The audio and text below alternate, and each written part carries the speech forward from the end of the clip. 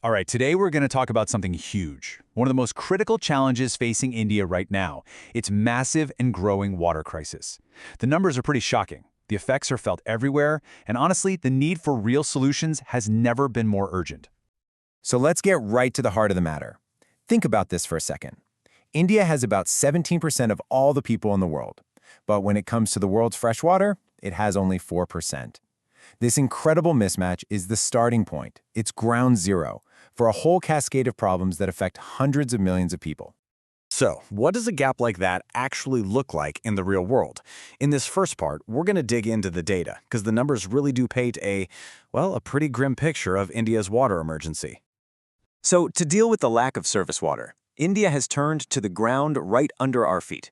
It's become the single largest user of groundwater on the entire planet, and by a massive margin. But here's the catch. This isn't a sustainable solution. It's more like a lifeline that's depleting, fast. And what's really wild here is the scale of it all. Every single year, India pulls out about 230 billion cubic meters of groundwater. That's not just a little bit more than other huge countries like the USA and China. It is a staggering amount. We're basically pulling water out of the earth way faster than nature can ever hope to put it back. Now, this massive reliance on groundwater has pushed so many of the country's biggest cities to an absolute breaking point. So, which of India's famous bustling cities are facing the most immediate threat? Well, the list includes some of the country's most important places. We're talking about the capital, Delhi, the southern hub of Chennai, and the tech capital, Bangalore. And these aren't just a few isolated cases. This is a nationwide urban crisis. And trust me, they are not alone. In fact, get this, a huge report from Niti Aayog, that's the government's own policy think tank, warned back in 2018 that 21 major Indian cities are on track to completely run out of groundwater by 2030. That's not some distant future. That is right around the corner. I mean, what does that even mean for the millions of people who live there? And you know, it's not just a crisis of quantity, it's also about quality. A lot of the water that is available is dangerously polluted. There's a key measure for this called biological oxygen demand, or BOD. You can think of it like a pollution score. And in sacred rivers like the Ganga and Yamuna, so much untreated waste from factories and homes has been dumped that the pollution levels are they're off the charts, way beyond what's considered safe. Okay, so this whole situation didn't just happen overnight. You have to be asking, how did we get here, right? So let's unpack the main drivers that have all come together to create what is basically a perfect storm. There are really a few big interconnected causes. First, a rapidly growing population just creates more demand. Simple enough. But the biggest user by far is agriculture, which still often uses really inefficient methods like flood irrigation.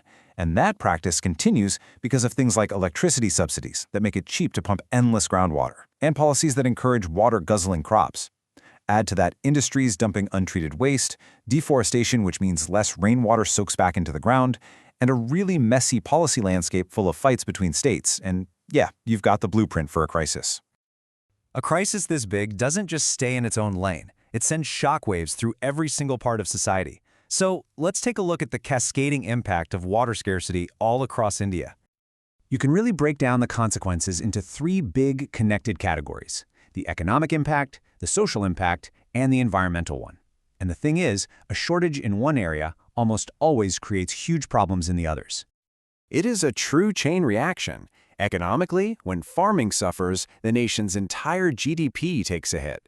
Socially, water scarcity forces people to migrate from villages to cities that are already overstressed, and it sparks conflicts, even violence, over resources. And environmentally, the disappearance of lakes and rivers leads to a catastrophic loss of plants and animals. It's a systemic crisis, through and through.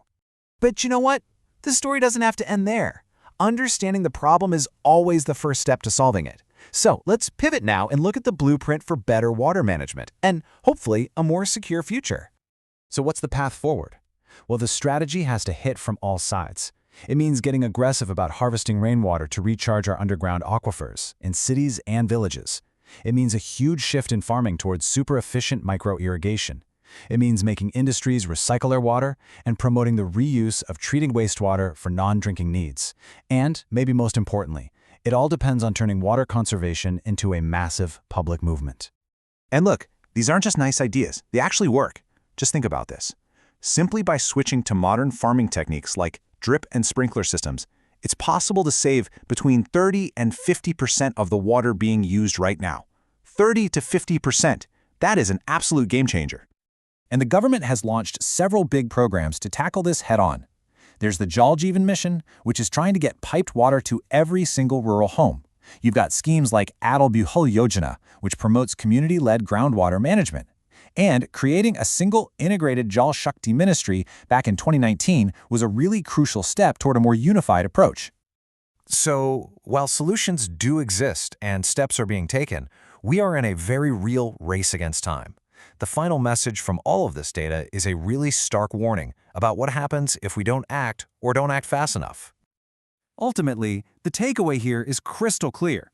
This cannot be solved by government policy alone. Not a chance. Success only happens if water conservation becomes a genuine national movement, where the government, private industry, and every single citizen shares the responsibility for protecting this precious resource. I want to leave you with this powerful and honestly very sobering thought from the United Nations. For a country like India, on the absolute front lines of the water crisis, this isn't just some hypothetical warning for the future. It's a potential reality that has to be avoided through collective and immediate action.